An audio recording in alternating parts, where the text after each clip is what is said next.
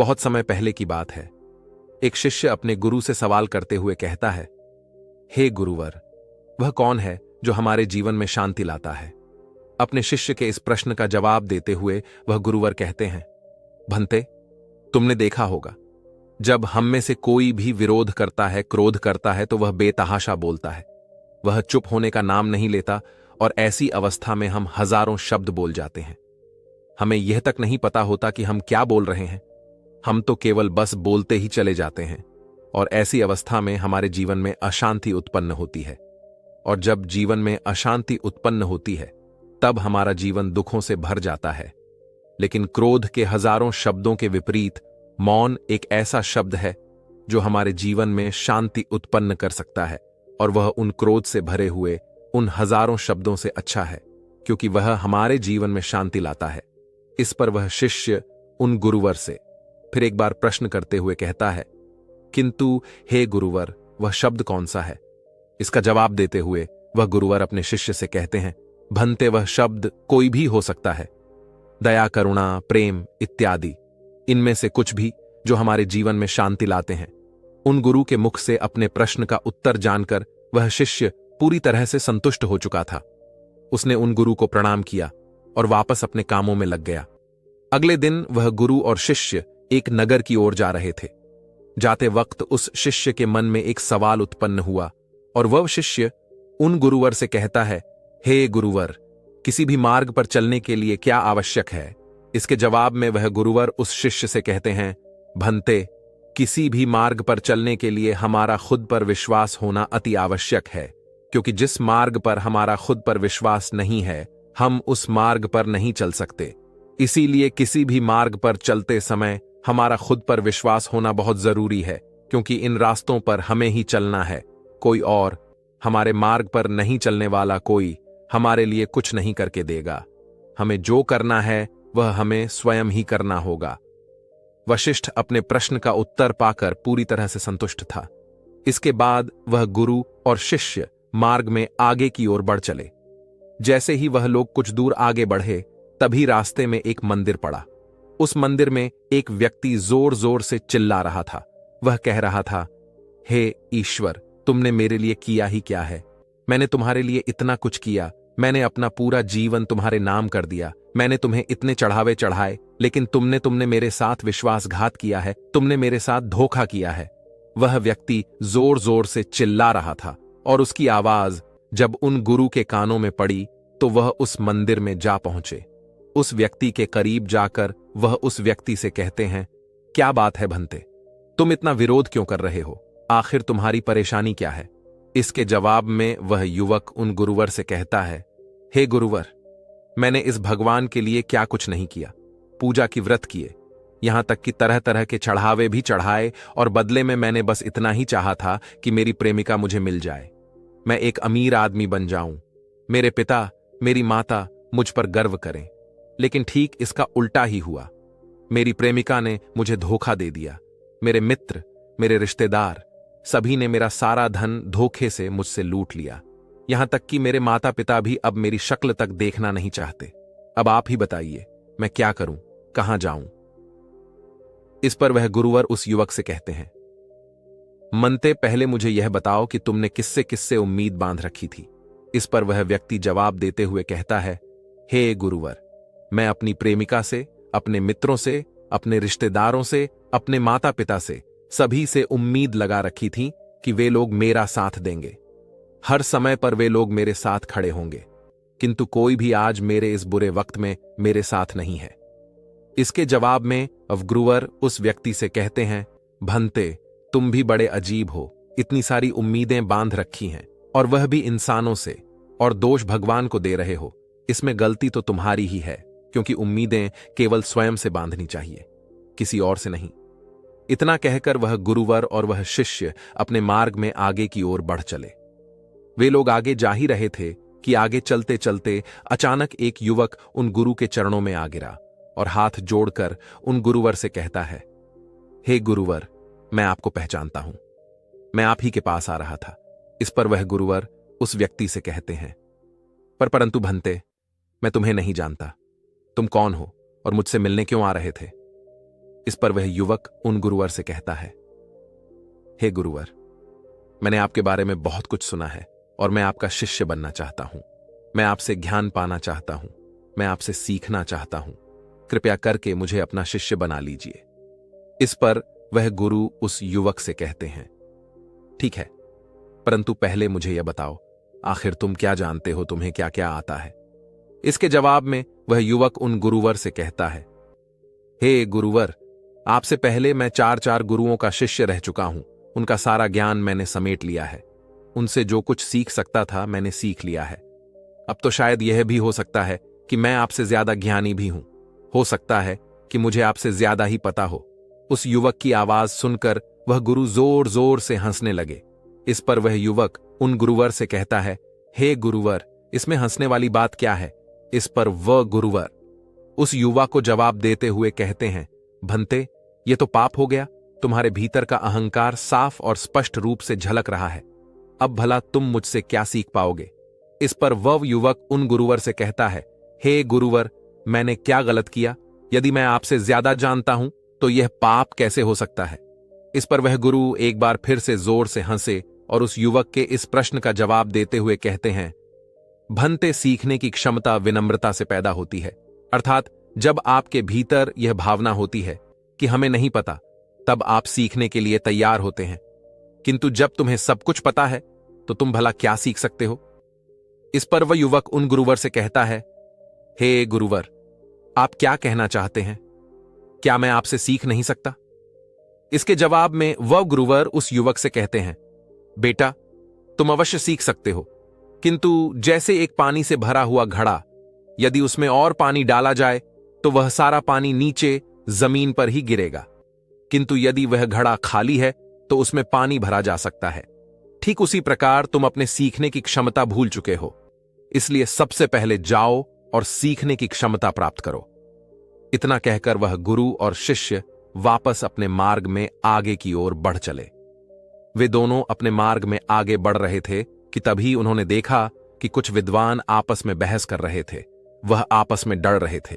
वे दोनों जोर जोर से चिल्ला रहे थे और कोई भी हार मानने के लिए तैयार ही नहीं था। और उन दोनों की बहस का केवल एक छोटा सा मुद्दा था, और वह था ध्यान, प्रेम और ज्ञान। वे दोनों आपस में बहस कर रहे थे, लेकिन कोई भी एक दूसरे की बात सुनना ही नहीं चाहता था। तभी वह गुरु वहां पर पहुंचे और उसमें से एक विद्वान उन गुरुवर से कहता है, हे गुरुवर, आप ही बता, यह ध्यान, प्रेम और ज्ञान क्या है? हम में से कौन सच बोल रहा है? यह आप ही बता सकते हैं। इसके जवाब में वह गुरुवर उन दोनों विद्वानों से कहते हैं, भंते, मैं यह तो नहीं जानता कि आप में से कौन सच कह रहा है। यह तो आप ही जानते होंगे, क्योंकि हम खुद से कभी झूठ नहीं बोल पाते। इसलिए मुझसे पूछने का कोई मतलब भी नहीं रह जाता। लेकिन मेरी बात ध्यान से सुनो। जिसने ने खुद में परमात्मा को देख लिया वह ध्यानी है। जिसने दूसरों में परमात्मा को देख लिया वह प्रेमी है, और जिसने परमात्मा को सब में देख लिया वही ज्ञानी है। उन गुरु की यह बात सुनकर वहां पर उपस्थित सभी विद्वान पूरी तरह से शांत हो चुके थे। गुरु की इन बातों का किसी के पास कोई जवाब नहीं था। इतना कहकर वह गुरु और शिष्य वापस अपने मार्ग में आगे की ओर पर चले। उन्होंने कुछ ही दूर का सफर तय किया था कि तभी उनके सामने दो व्यक्ति आ गए। वे दोनों एक दूसरे को घूर रहे थे। हालांकि वह दोनों एक दूसरे से कुछ कह नहीं रहे थे, किंतु वे दोनों एक दूसरे को कुछ इस प्रकार देख रहे थे मानो वह अभी एक दूसरे पर टूट पड़ेंगे। उन्हें देखकर शिष्य को समझ नहीं आया कि आखिर यह दोनों एक दूसरे को इस प्रकार क्यों देख रहे हैं। तभी वह शिष्य उन गुरुवर से कहता है, हे गुरुवर, ये दोनों क्या कर रहे हैं? इसके जवाब में वह गुरुवर अपने शिष्य से कहते हैं, भंते, ये दोनों आपस में लड़ झगड़ रहे हैं अपने गुरु के मुख से। यह सुनकर शिष्य थोड़ा अज में पड़ गया और वह अपने गुरु से एक बार फिर प्रश्न करते हुए कहते हैं, हे गुरुवर, आप ये कैसी बातें कर रहे हैं? ये दोनों तो चुपचाप खड़े हैं। ये लड़ते झगड़ते दिखाई तो नहीं दे रहे हैं। फिर आप ऐसा क्यों कह रहे हैं कि ये दोनों आपस में लड़ रहे हैं? तभी वह गुरु मुस्कुराने लगे और अपने शिष्य से कहते हैं, भंते, झगड़ा करने के लिए केवल एक शब्द ही काफी है, और उस शब्द का प्रयोग अभी तक इन्होंने नहीं किया है। इनमें से कोई भी अगर उस शब्द का प्रयोग करेगा तो इनके बीच अवश्य ही झगड़ा शुरू हो जाएगा, बिना शब्दों के। आप अपना क्रोध तो प्रकट कर सकते हैं, किंतु बिना शब्दों के जो प्रेम प्रकट होता है वही सच्चा होता है। जहां आपको कहने की आवश्यकता पड़े वह प्रेम अधूरा होता है और झगड़ने के लिए एक ही शब्द काफी भी होता है। जैसे ही आप झगड़ा करने के लिए एक शब्द कहेंगे और उसके बाद हजारों शब्द प्रकट होने लगेंगे और उसके बाद वह बातें कहां से कहां पहुंच जाएंगी। इसी प्रकार इन दोनों में से अगर किसी ने भी किसी से भी कुछ भी कहा, कोई भी शब्द का प्रयोग किया, तो उनके बीच अवश्य ही झगड़ा होगा। किंतु अगर इनमें से किसी ने भी अपने आप पर नियंत्रण पा लिया और शब्दों का प्रयोग नहीं किया, तो वे लोग इस झगड़े से बच जाएंगे। वह गुरु अपनी बातें कह ही रहे थे कि तभी उनमें से एक युवक दूसरे युवक से कहता है, घूर क्या रहा है, मारेगा मुझे, आमार, मार के दिखा इस पर। वह दूसरा युवक कहता है, दोबारा मेरे सामने आया ना तो मैं तुझे छोड़ूंगा नहीं, इसलिए चला जा यहां से। इसके बाद वे दोनों आपस में एक दूसरे पर आरोप लगाने लगे और एक दूसरे के साथ देखते ही देखते बातों बातों में वह भिड़ गए और कुछ ही समय बाद उन दोनों में हाथापाई भी हो गई। इसके बाद उन गुरु के आदेश पर शिष्य ने जैसे तैसे उन दोनों को छुड़ाया और फिर उन गुरुवर ने उन दोनों को समझा बुझाकर उनके घर वापस भेज दिया। और फिर वह शिष्य और गुरु अपने मार्ग में आगे की ओर बढ़ चले और देखते देखते अब वह उस नगर में पहुंच चुके थे। नगर में पहुंचने के बाद गुरुवर ने पहले ही दरवाजे पर भिक्षा मांगी। उस घर से एक औरत बाहर आई। उसने उन गुरु को बहुत सारे अपशब्द कहे, बहुत भला बुरा कहा और कहते हुए दरवाजा बंद कर दिया। इस पर वह गुरुवर मुस्कुराते हुए अपने शिष्य से कहते हैं, भंते, इस दरवाजे को ध्यान से देखो।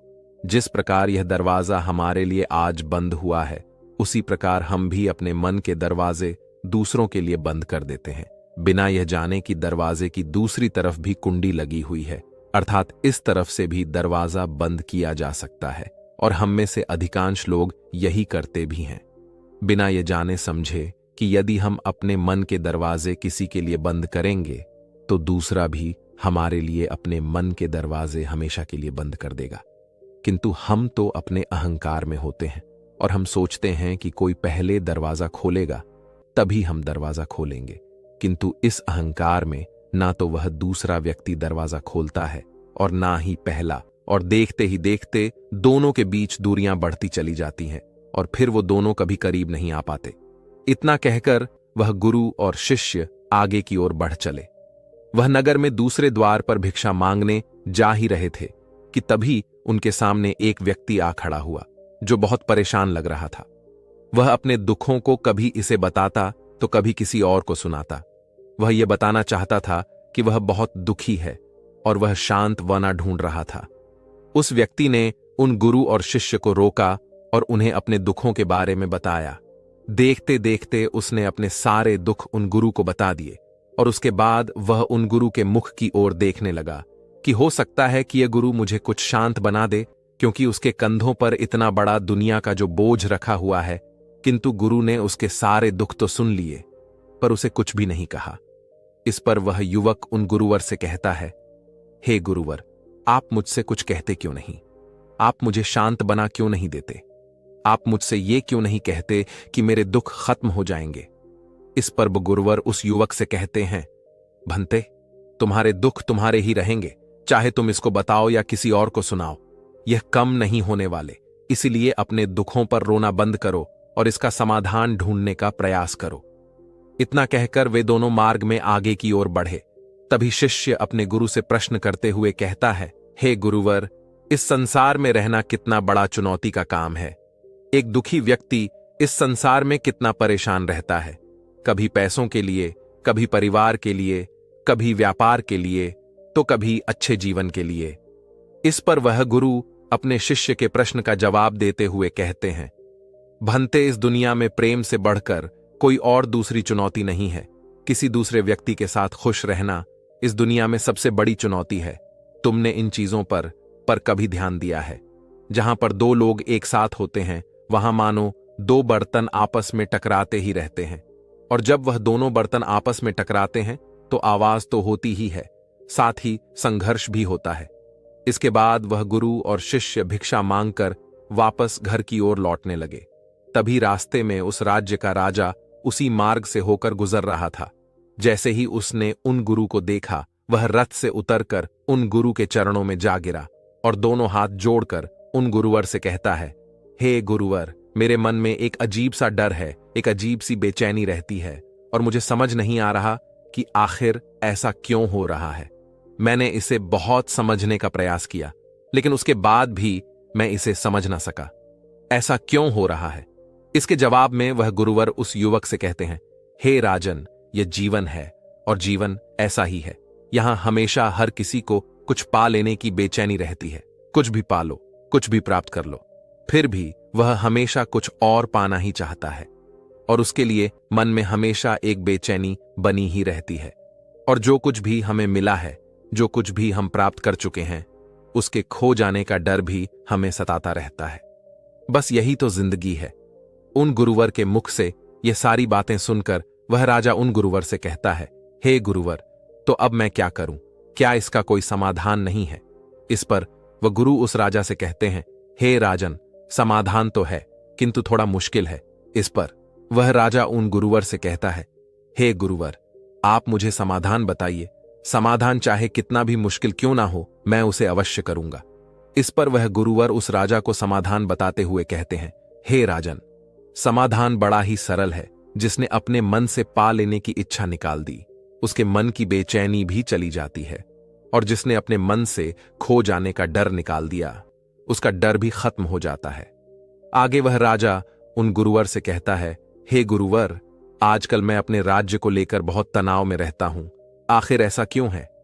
इसके जवाब में वह गुरुवर उस राजा से कहते हैं, हे राजन, जिस व्यक्ति का केवल एक ही चेहरा है, वह कभी तनाव में नहीं रहता, क्योंकि वह अपने एक ही चेहरे के साथ जैसा है वैसा ही रहता है।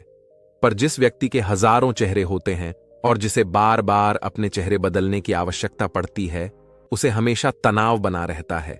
इसलिए आज से ही अपने सारे झूठे चेहरों को उतारकर अपने मूलतः स्वभाव में वापस लौट जाओ, वहां तुम्हें कोई तनाव नहीं होगा। इस पर वह राजा उन गुरुवर से प्रश्न करते हुए कहता है, किंतु हे गुरुवर, यह कैसे संभव होगा?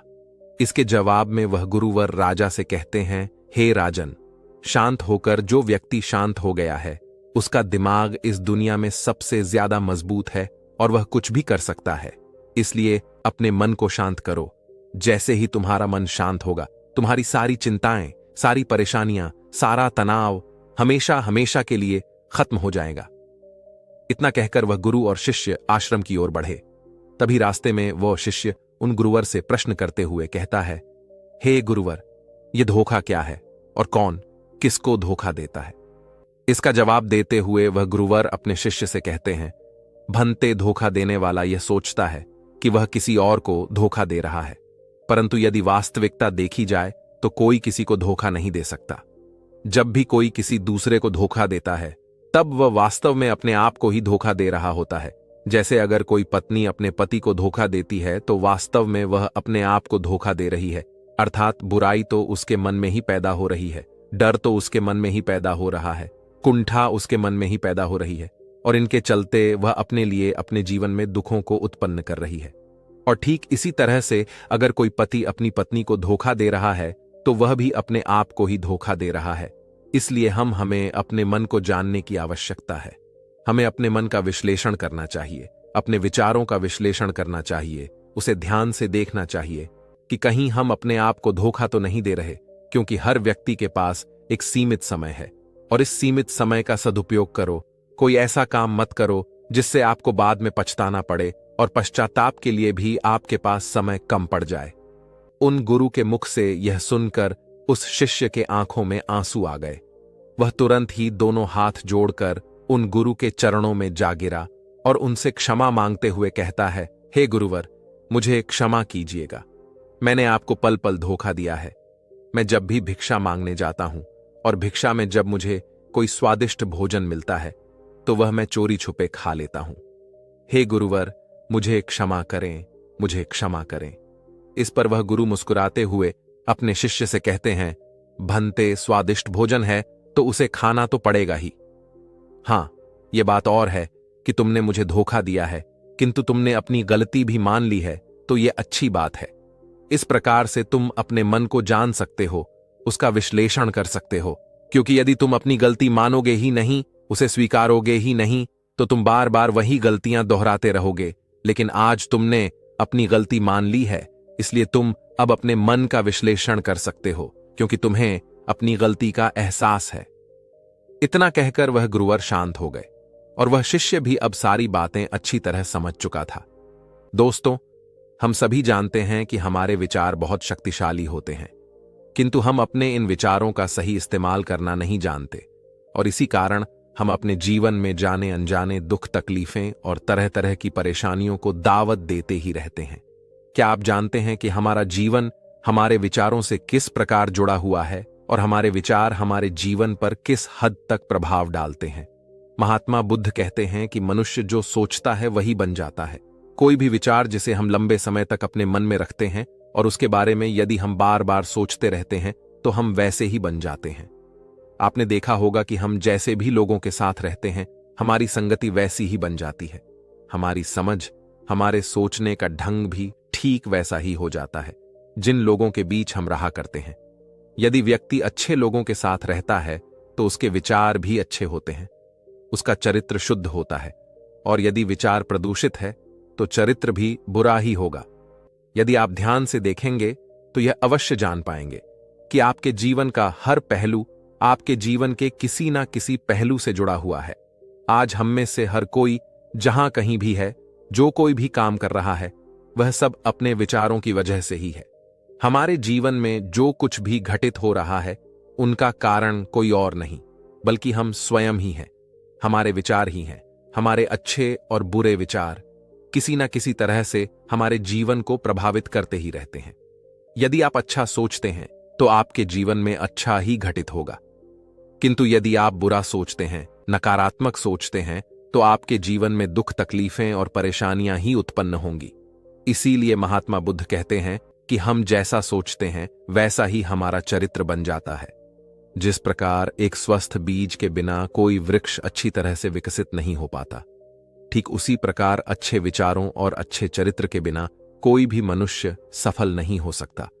और यदि वह व्यक्ति नकारात्मक विचार रखता है, नकारात्मक सोच और समझ रखता है, तो अपने जीवन की दिशा को गलत ओर ही ले जाएगा।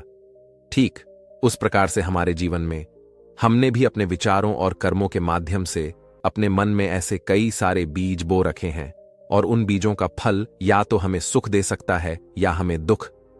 अब यह आप पर निर्भर करता है कि आपने अपने मन में किस प्रकार के बीज बो रखे हैं। यदि आपने अपने मन में सकारात्मक विचारों के बीज बोए हैं तो आप अवश्य ही खुश और सफलता प्राप्त करेंगे, किंतु यदि आपने अपने मन में नकारात्मक बीज बो रखे हैं, यदि आपका मन नकारात्मक विचारों से भरा रहता है, तो आप हमेशा ही असफल और दुखी रहेंगे।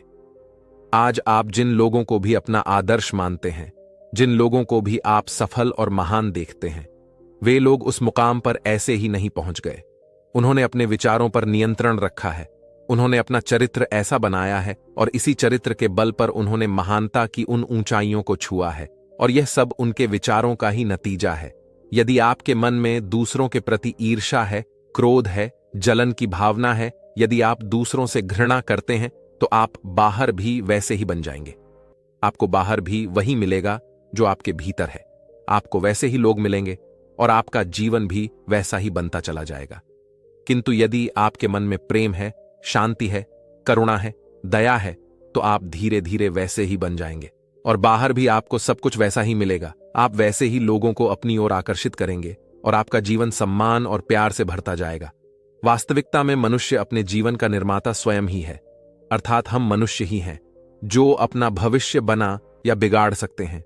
मनुष्य अपने चरित्र का निर्माण अपने कार्यों और विचारों से करता है, अपना समुदाय बनाता है, अपनी किस्मत खुद बनाता है। लेकिन अब आपके मन में यह सवाल तो जरूर उठ रहा होगा कि हम अपनी किस्मत भला कैसे बना सकते हैं? हमारी किस्मत तो पहले से ही बनी बनाई है और हम उसे बदल नहीं सकते। महात्मा बुद्ध कहते हैं कि यदि तुम स्वयं को बदलना चाहते हो, यदि तुम अपनी किस्मत बदलना चाहते हो, तो सबसे पहले तुम्हें अपने विचारों पर ध्यान देना शुरू करना होगा। तुम्हें यह देखना होगा कि तुम दिन भर में क्या सोच रहे हो। क्या तुम दिन भर में बुराई और लोगों के प्रति नफरत पाल रहे हो? यदि ऐसा है तो आपको आगे चलकर भविष्य में नफरत और तकलीफें ही मिलने वाली है। आपको दुखों का सामना ही करना पड़ेगा। किंतु यदि आप मन में अच्छे विचार रखते हैं, आप लोगों के साथ दया, करुणा और प्रेम से पेश आते हैं, तो आपका जीवन में सफल होना तय है। लोग आपका सम्मान करेंगे, आपकी इज्जत करेंगे और आप जो चाहते हैं वह सब आपको मिलेगा। इसलिए अपना ध्यान अच्छाई की ओर लगाए, और जब आप इस पर नित्य प्रतिदिन ध्यान देंगे तो आप यह भी अच्छी तरह से समझ जाएंगे कि आपके मन में किस प्रकार के विचार आते हैं, अच्छे या बुरे, और तब आपके सोचने और समझने की क्षमता भी बढ़ने लगेगी। जब आप यह समझ जाएंगे कि आपके मन में नकारात्मक विचार आ रहे हैं, तो आप उन पर नियंत्रण भी रख पाएंगे और उन्हें सकारात्मक विचारों में बदलने की क्षमता भी आप में होगी। यदि आप इसका निरंतर अभ्यास करते हैं तो आपके अंदर कभी ना खत्म होने वाला एक खजाना उत्पन्न होगा। आप नहीं जानते कि आप क्या कर सकते हैं, आप किस तरह की अद्भुत शक्तियां प्राप्त कर सकते हैं। आपने महान योद्धाओं और महान लोगों के बारे में तो सुना ही होगा। क्या आपको उनकी शक्तियों पर विश्वास नहीं है? तो आपको इतना तो जरूर विश्वास होगा कि आग के बिना धुआं नहीं हो सकता। ऐसी कोई ना कोई बात तो उनमें जरूर रही होगी जिस वजह से उनके बारे में इतना कुछ लिखा और कहा गया है। अब आपके मन में यह भी सवाल उठ रहा होगा कि आखिर वे लोग कौन थे जो इतने महान कार्य कर गए, जो लोग आज आदर्श के रूप में पूजे जा जाते हैं। यदि आप थोड़ी सी गहराई से चिंतन करेंगे तो आप यह जान पाएंगे कि जिन्होंने भी अपने भीतर के अटूट खजाने को पहचान लिया है, जो लोग लगातार उस पर अभ्यास करते हैं और सभी की भलाई के बारे में सोचते हैं, जो लोग लोगों की भलाई के लिए खुद को बेहतर बनाते रहे, वे ही लोग दुनिया में महान और अमर हो गए, जिन्हें आज हम में से अधिकांश लोग पूछते भी हैं। अगर आप भी ऐसा करना चाहते हैं तो सबसे पहले आपको अपने विचारों पर ध्यान देना होगा। आगे महात्मा बुद्ध कहते हैं, एक मानव का मन बगीचे की तरह होता है। जैसे बगीचे को साफ और सुंदर रखना, समय समय पर उसमें उगने वाले खरपतवार को हटाना पड़ता है, रोज पानी देना पड़ता है, पौधे की देखभाल करनी पड़ती है, उसी तरह हमें अपने मन की सुंदर और सकारात्मकता बनाए रखनी चाहिए। हमें समय समय पर अपने मन का ख्याल रखना चाहिए। इसमें लगातार नकारात्मक विचारों को हटाकर सकारात्मक विचारों को जगह देनी चाहिए, और इसके लिए हमें डर, चिंता, नफरत, ईर्ष्या जैसी भावनाओं से खुद को दूर रखना होगा। इसके लिए आपको अपने अंदर चल रहे विचारों पर लगातार ध्यान देना होगा। किसी भी व्यक्ति के भीतर उठने वाले विचार और उसका चरित्र अधिकतर उसके आसपास के वातावरण और परिस्थितियों पर निर्भर करता है। लेकिन इसका मतलब यह नहीं है कि किसी व्यक्ति की स्थिति खराब है, यानी उसके विचार सदैव त्रुटिपूर्ण ही होंगे। यदि ऐसा युवक सकारात्मक विचारों पर ध्यान दे तो वह अपनी स्थिति सुधार सकता है, वह अपनी स्थिति बदल सकता है, और जब वह सकारात्मक विचारों पर ध्यान देगा तो उसका चरित्र और उसके काम करने का तरीका अपने आप ही बदल जाएगा। किंतु इन चीजों का निरंतर अभ्यास करना जरूरी है। यह बदलाव आपके भीतर एक दिन में नहीं होगा। इन सभी चीजों को हमें धीरे धीरे सीखते रहना होगा। हमें विचारों पर ध्यान देना होगा, विचारों के काम करने के तरीकों को समझना होगा। आपको सबसे पहले यह स्वीकार करना होगा कि जो काम सामने वाला कर सकता है वह काम आप भी कर सकते हैं।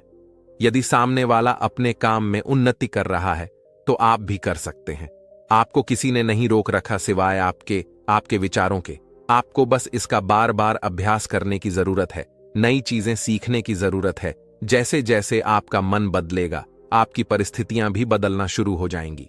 आप जो भी विचार रूपी बीज अपने मन में डालते जाएंगे, वह धीरे धीरे आपके चरित्र और आपके कार्य में दिखना शुरू हो जाएगा। और एक बार यदि वह विचार रूपी बीज आपके मन में जड़ जमाकर बैठ गए तो वह धीरे धीरे बड़े होते जाएंगे, और जैसे जैसे वह बड़े होंगे आपका मन बदलने लगेगा और आप सकारात्मकता की ओर आगे बढ़ने लगेंगे। आप तरक्की की ओर आगे बढ़ने लगेंगे और आपको सफल होने से कोई नहीं रोक सकता। किंतु याद रहे, अगर वह बीज या विचार नकारात्मक है तो आपको असफलता से भी कोई नहीं बचा सकता।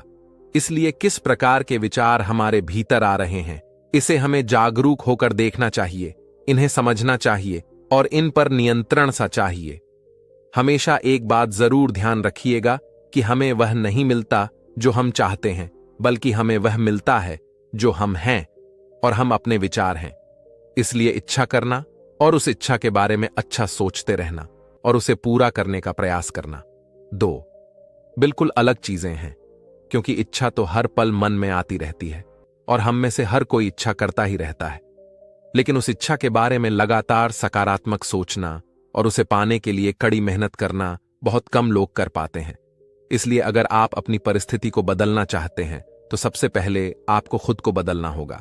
लेकिन ज्यादातर लोग अपनी परिस्थितियों को तो बदलना चाहते हैं, लेकिन अपने सोचने और काम करने के तरीके को वो बदलना नहीं चाहते, और यदि वो लोग ऐसे ही रहेंगे तो उनके हालत कभी नहीं बदलने वाले। अब आपके मन में यह भी सवाल उठ रहा होगा कि हमारे विचार हमारे मस्तिष्क पर प्रभाव तो डालते हैं, लेकिन क्या यह हमारे शरीर पर भी प्रभाव डालते हैं?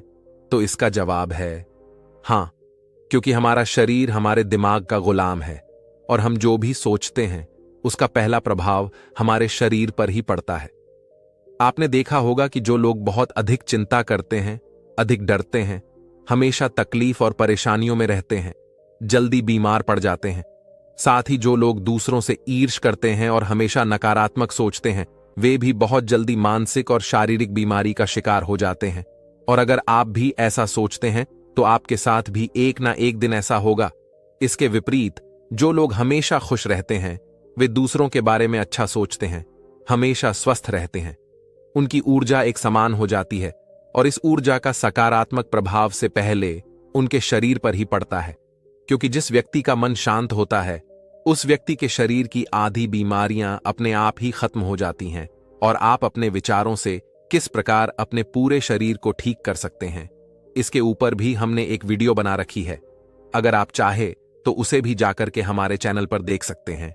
हम स्वस्थ रहेंगे या बीमार, हमारे आसपास के माहौल और परिस्थिति के अलावा हमारी सोच पर भी निर्भर करता है। एक कमजोर और बीमार विचार हमारे शरीर को भी कमजोर बना देता है। आपने अपने आसपास तो देखा ही होगा कि जो लोग बीमार होने से सबसे ज्यादा डरते हैं, उन्हें ही बीमारियां सबसे पहले घरती हैं। और इसी के विपरीत जो लोग अपने बारे में अच्छा सोचते हैं, हमेशा खुश रहते हैं, वे लोग हमेशा स्वस्थ और मजबूत रहते हैं। उनके विचार हमेशा सकारात्मक होते हैं, वे लोग अच्छा महसूस करते हैं और हमेशा स्वस्थ रहते हैं। इसीलिए महात्मा बुद्ध कहते हैं कि हमारा शरीर केवल एक उपकरण है और हमारा मस्तिष्क इस उपकरण को नियंत्रित कर रहा है। जैसे अच्छा भोजन हमारे शरीर के लिए जरूरी है, उसी तरह से अच्छी सोच यह हमारे शरीर के लिए भी बहुत महत्वपूर्ण है। जैसे ही आपके विचार शुद्ध हो जाएंगे, इसका सबसे पहला असर आपके शरीर पर ही दिखाई देगा। एक शुद्ध और सकारात्मक दिमाग आपको कभी भी खराब खाना खाने नहीं देगा। इसलिए सबसे पहले अपने दिमाग को सुरक्षित रखें, स्वस्थ रखें, फिर यही दिमाग आपके शरीर को हर बीमारी से लड़ने में आपकी मदद करेगा।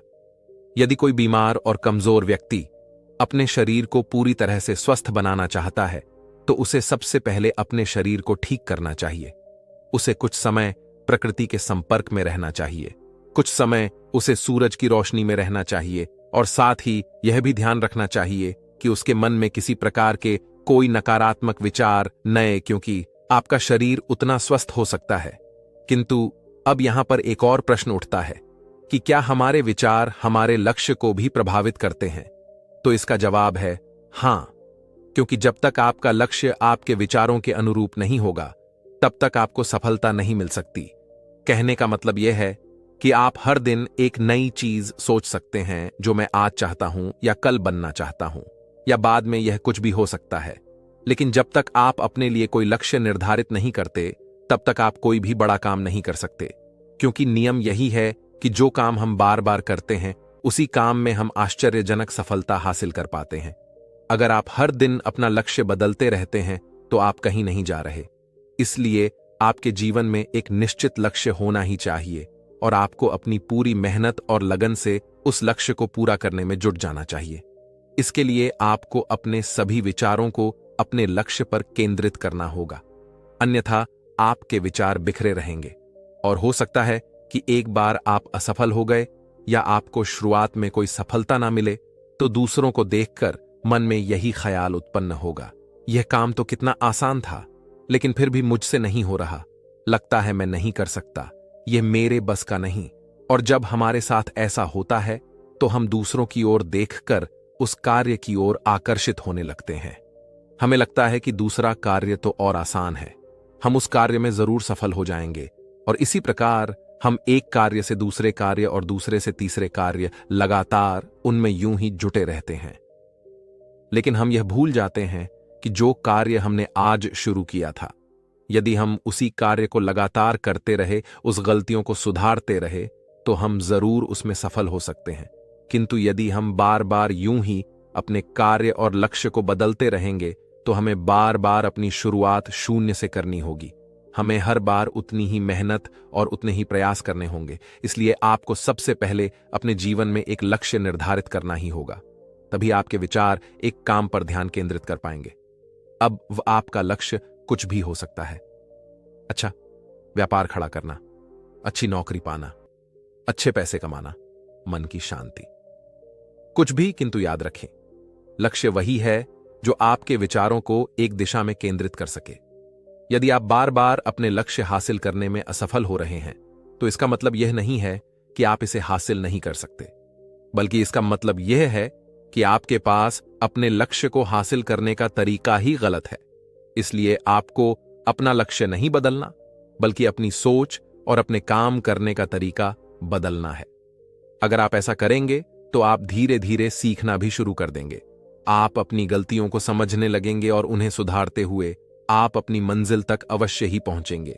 और इसलिए आपको अपनी असफलताओं से कभी डरना नहीं चाहिए। आप कुछ बड़ा हासिल करना चाहते हैं तो आपको अंदर से बहुत मजबूत भी होना होगा, क्योंकि चाहे आप कुछ भी क्यों ना करें, लोग अक्सर ही आपको अपनी बातों से कमजोर करते ही रहेंगे। वह आपकी हिम्मत और आपका हौसला तोड़ने की हर मुमकिन प्रयास करेंगे। और यदि आपने खुद से ज्यादा उनकी बातों पर विश्वास कर लिया, तो यकीन मानिए आप अपने जीवन में कभी भी कोई भी लक्ष्य हासिल नहीं कर सकते, क्योंकि हमारा डर हमारी सभी आशाओं को नष्ट कर देता है और आपके सभी विचार केवल आपके डर तक ही सीमित रह जाएंगे। और इसी प्रकार डर डर कर अंततः खुद को शारीरिक और मानसिक रूप से आप बीमार भी बना लेंगे। और तब आपको यह समझ में आएगा कि आपने अपने झूठ के डर के एहसास में कितनी बड़ी गलती कर दी है। किंतु जिस स्थिति में आप पहुंच चुके हैं, उस स्थिति से अपने आप को बाहर निकालना तब आपके लिए बहुत मुश्किल हो जाएगा। इसलिए सबसे पहले एक लक्ष्य बनाएं, एक लक्ष्य निर्धारित करें, ताकि आपके विचार उस लक्ष्य पर केंद्रित हो सके। उसके बाद अगर आप बार बार असफल होते हैं तो भी घबराएं नहीं, क्योंकि यह लक्ष्य हासिल करने का एक हिस्सा है। खुद पर पूरा विश्वास रखें कि आप एक दिन जरूर सफल होंगे। एक दिन आप अपने लक्ष्य को जरूर हासिल करेंगे। अब यहां पर एक और प्रश्न उठता है, मन की शांति और हमारे मन के विचारों के बीच क्या संबंध है? मन की शांति एक ऐसा खजाना है जिसे दुनिया का अमीर से अमीर व्यक्ति भी हासिल नहीं कर सकता, और जिसने यह खजाना हासिल कर लिया वह दुनिया के सबसे भाग्यशाली व्यक्तियों में है। वह भीड़ में अलग दिखता है। यह सुनना बहुत आसान सा है, लेकिन यह उतना आसान है नहीं। मन की शांति केवल लंबे समय तक आत्मनियंत्रण के माध्यम से ही प्राप्त की जा सकती है। जब कोई व्यक्ति खुद को समझता है, तो ऐसा व्यक्ति दुनिया में प्यार और प्यार के बीच का अंतर भी समझ पाता है, और ऐसे व्यक्ति के भीतर से नफरत, डर, ईर्ष्या और घृणा जैसी भावनाएं खत्म हो जाती हैं। और देखते ही देखते इसके निरंतर अभ्यास से उस व्यक्ति को मन की सच्ची शांति भी प्राप्त हो जाती है। और यही हर इंसान का अंतिम लक्ष्य भी है। एक शांत व्यक्ति खराब से खराब परिस्थितियों में भी खुद पर नियंत्रण रखता है। वह खुद को शांत रख सकता है। एक शांत व्यक्ति के पास जितनी मानसिक शक्ति होती है, उतनी किसी और के पास नहीं होती। शांत व्यक्ति का अर्थ है वह व्यक्ति जिसका मन पूर्णतः शांत हो, क्योंकि जैसे ही आपका मन शांत हो जाता है, आपके सभी विचार भी शांत हो जाते हैं, और तब आप अच्छा महसूस कर पाते हैं। तब आपको इस बात का भी एहसास हो पाता है कि आपका मस्तिष्क कितना शक्तिशाली है और वह किस प्रकार के कार्य कर सकता है। और तब आपके लिए मुश्किल से मुश्किल कार्य भी आसान हो जाता है। आप जहां भी होंगे, जैसी भी परिस्थिति में होंगे, आप उस परिस्थिति को खुश रहकर स्वीकार करना सीख जाएंगे। और इसकी शुरुआत आपको अपने विचारों से ही करनी होगी। अपने विचारों पर आपको नियंत्रण रखना होगा, और अपने विचारों पर नियंत्रण आप केवल ध्यान के माध्यम से ही प्राप्त कर सकते हैं, क्योंकि ध्यान ही वह मार्ग है जहां आप अपने आप को जान पाते हैं, अपनी शक्तियों को पहचान पाते हैं, अपने विचारों की क्षमता को पहचान पाते हैं। इसलिए यदि आप भी अपने जीवन में कोई बड़ा लक्ष्य हासिल करने के बारे में सोच रहे हैं, तो सबसे पहले एक लक्ष्य निर्धारित करें ताकि आपके विचार आप उस लक्ष्य पर केंद्रित कर सकें, और इसके सतत अभ्यास से आप अपने विचारों पर नियंत्रण साधना भी सीख जाएंगे। और जब आपका सारा ध्यान केवल अपने लक्ष्य पर होगा, तो आप बड़ी से बड़ी कठिनाई का सामना बड़ी सरलता और सहजता से कर पाएंगे, और आप बड़ी आसानी से किसी भी बड़े लक्ष्य को हासिल भी कर पाएंगे।